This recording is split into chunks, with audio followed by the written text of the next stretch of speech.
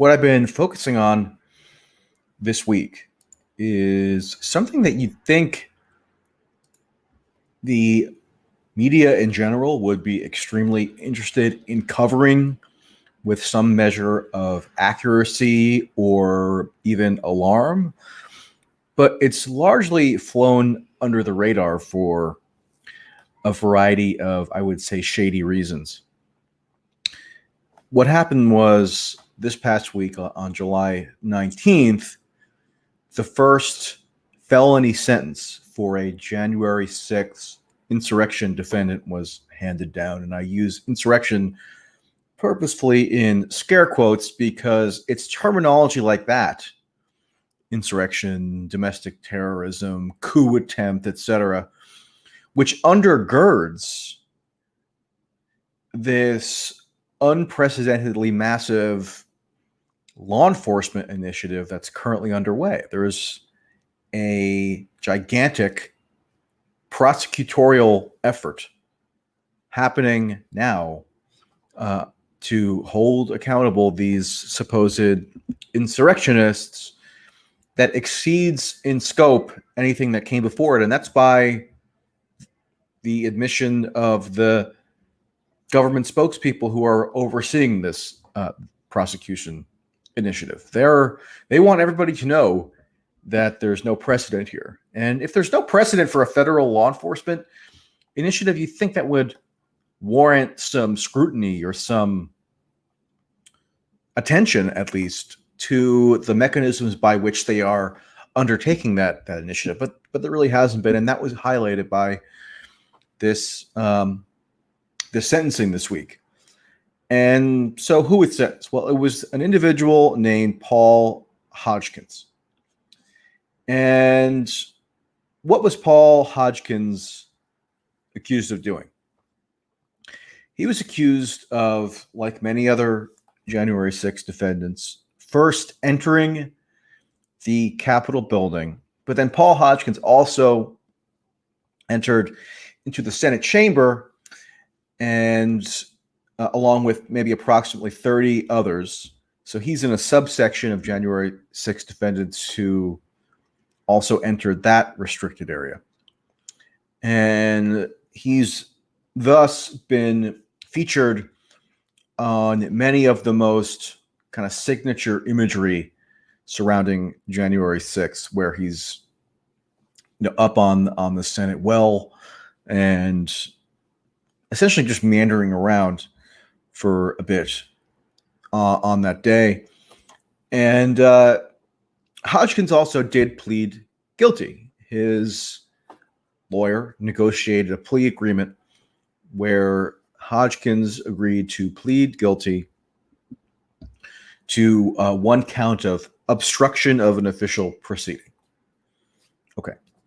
So the idea behind the plea agreement, and I did speak to the lawyer pretty extensively this week, the idea was that by expediting the plea agreement process and being the first among all January 6 defendants to actually admit guilt to at least this one count, Hodgkins, it was thought, was going to receive a relatively lenient sentence.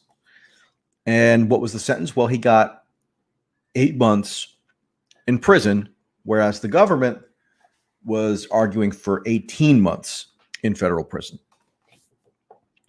Now, of course, there were a lot of pundits who otherwise style themselves as these pioneers for criminal justice reform. They flirt with abolitionist rhetoric about the depredations of the prison system and the police. And yet, on the occasions where something that they regard as leniency is afforded to defendants that they have a political problem with, all of a sudden that abolitionist mentality that they, posture as espousing goes by the wayside. Interesting. So they were, if you looked at the main reaction amongst U.S. media to this sentence that was handed down this past week, it was overwhelmingly one of, disdain and rage that supposedly Hodgkins had only gotten a slap on the wrist for his supposedly terroristic conduct. Now, I think the people who make that kind of argument probably have very little familiarity with the U.S. prison system. So the idea that 8 months confined to a cage is just a walk in the park, that's a bit of a dubious proposition if you have even the slightest familiarity with the U.S. prison system, which is extremely punitive and an outlier globally for the kind of punitive measures that it imposes on the incarcerated. But that's neither here nor there.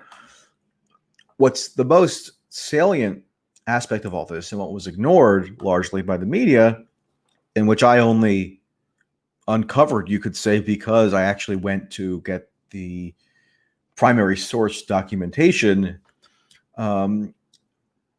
was the argument proffered by the government, meaning the U.S. attorneys presiding over this case, to argue that Hodgkins should be subject to more stringent punishment, a longer prison term. So what was that argument? Well, I mean, it's pretty amazing. And you should go take a look at my Substack for the full citations here, mtracy.substack.com, which I'll also link to in the description box of this video.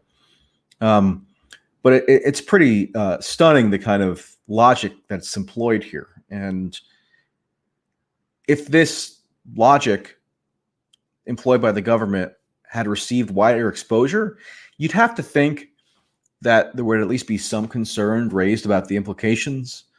But then again, the January 6th defendants are seen as such menaces, seen as such, insurrectionists or what have you, that by and large, a lot of the less civil liberty-minded media commentators probably don't care at all if the logic employed by the government has ominous consequences for civil liberties. They want it to be done this way because they want maximum punishment and humiliation inflicted on these defendants.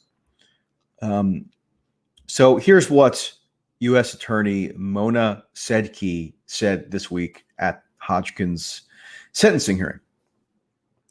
Quote, January 6th was an act of domestic terrorism, and we concede that Mr. Hodgkins himself is not under the legal definition a domestic terrorist. We're not asserting that he is, but he was part and parcel of an act of domestic terrorism that was going on around him. And that context is relevant when the court is deciding how to sentence him. Now, think about that for a second. And again, go read it yourself if you so desire, because the nuances of what is asserted there are pretty important. So the government is conceding that they cannot meet the burden legally to prove that Hodgkins himself is actually a, quote, domestic terrorist. And they could do so if they wanted. There are plenty of statutes available to them that they could have pursued to actually formally charge Hodgkins with a domestic terrorism offense. But they didn't do so. They accepted this plea agreement where Hodgkins only admitted culpability for an obstruction offense. An obstruction is generally not what immediately comes to mind when you think of domestic terrorism or terrorism writ large. So the government there concedes that Hodgkins, under no formal, legally cognizable definition, meets the criteria for terrorist, right? But they do sort of a bait and switch or a switcheroo, or they go on the back end, or whatever the metaphor is, to notwithstanding their inability to formally level that charge, they then go and just sort of assert that he's complicit in terrorism in order to argue for a more stringent sentence, right? So it's a kind of a hazy distinction, but they're saying that he is, quote, part of a domestic terrorism act.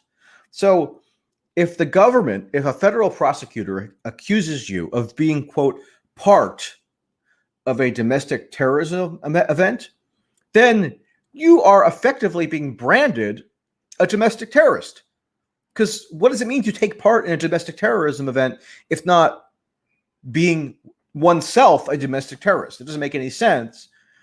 But it's a way for these prosecutors to skirt the fairly weighty burden of going through the due process procedures of actually formally leveling that charge, which they don't do. They just have figured out an end run where they can assert it without needing to meet the proof standards. And so that was what was done to Hodgkins here. And the logic continues to be harder and harder to wrap your mind around as the government goes on to explain it. In explaining the supposed need for deterrence of the January 6th defenders and why a heftier prison sentence is needed, this U.S. attorney says, quote unquote, we're framing this in the context of domestic terrorism, right? So they're framing Hodgkins' criminal act, obstruction, in the context of domestic terrorism, because there was all this domestic terrorism supposedly going on around him, and his crime took place in that context. Well, it's one thing to just assert in this kind of colloquial or political sense that a domestic terrorism event was underway. It's another thing to actually charge that formally and have to prove it in court, which the government has not yet done. None of the 500 plus January 6th defendants at this point have been charged with domestic terrorism. And yet they are subject to these innuendos and these kind of guilt by association insinuations that they were complicit in domestic terrorism. So this is really a nightmare for civil liberties. It effectively means that the government claims the ability to tarnish you permanently as a kind of domestic terrorist without ever having to prove it formally. And that's what they were doing with this sentencing hearing argument. And this argument is going to be precedential in that it's going to serve as precedent for all forthcoming January 6th sentences that are handed out. And it could have also a precedential impact for cases in the future that have nothing to do with January 6th. And so that's why this is so important to note and to scrutinize. But because of the political hysteria around January 6th and the fact that it's taken on this almost quasi-religious significance for the political media class, they've turned off their brains where they don't even recognize the dire implications of this theory being introduced here by federal prosecutors.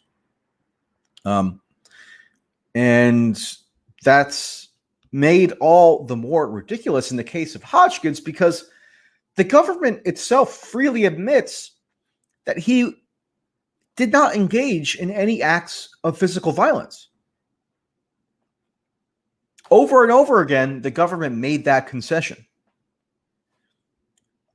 Quote, the government nonetheless recognizes that Hodgkins did not personally engage in or espouse violence or property destruction. That's what the U.S. attorney here, Sedke, wrote in her sentencing memo, and that was reiterated at the hearing itself this week. So, again, think about that. You can be now, per this logic on display at the sentencing hearing, you can be saddled with this label of domestic terrorism, domestic terrorist, without ever even having to have been accused of engaging in any violence or participating in any defined terrorist organization or any of the criteria that previously governed whether that label was appropriate. So this is a new foray by the federal law enforcement apparatus in expanding the applicability of the terrorist designation. And if anybody's been remotely conscious of how the concept of terrorism has been used since 9/11, but even prior to that, in terms of federal jurisprudence, then it should be immediately clear to you how troubling any expansion of the applicability is for civil liberties, because it means that even somebody who commits as minor of an offense as, quote, obstruction, a nonviolent offense, an admittedly nonviolent offender in the case of Hodgkins, you could still get wrapped up through this legal workaround in a context, as they put it, of terrorism, and then that's going to trail you for the rest of your life.